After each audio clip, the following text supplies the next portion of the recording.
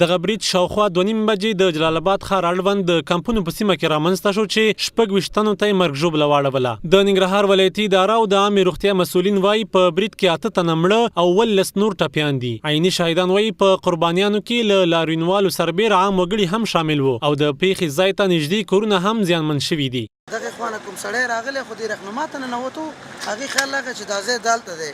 خو خلک په دې کوڅه کې د حاجي صاحب اکرم کور په دې کوڅه کې دی او دا خلک نور د رهنما کې نو څو کسان ناستو بس هغلته سړی راغی یو دم ځان یې بس والوزو چې والوزو دې ګاډي کې خلک ناستو مسلمانان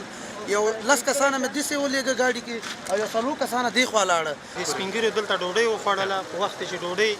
خلاصه کړه ویلې چې د موټرو ته جګ شي خو دې سړي داسې پلان چې حجرې ته لاړ شي خو چې کله ډوډۍ خلکو وخوړله او خلک دلته راغله موټر ته ختل دې دلته ځان وژنه کړې او هغلته خپې پراته دي کوپړۍ پراته ده یوه خپه یې هغه دلته پراته ده. نو داسې یو 10 کسه مخوا سیدعامې ته ولېږل یو 4-5 کسه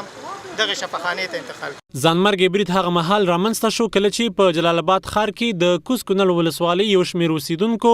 د دې ولسوالۍ د سیمه ییزو پولیسو پخواني قمندان شیخ اکرم پر ملاتړ لاریون وکړ او تر لاریون وروسته د نوموړي په کور کې تر راټولېدو وروسته خپلو سیمو ته تلل چې د کور مخې ته یاده پیښه رامنځته شوه. والي بیان عطاالله خوږیاني وایي پیښه کې 6 تنو ته مرګ ژوبله اوښتې. 2 ماشومانو په ګډون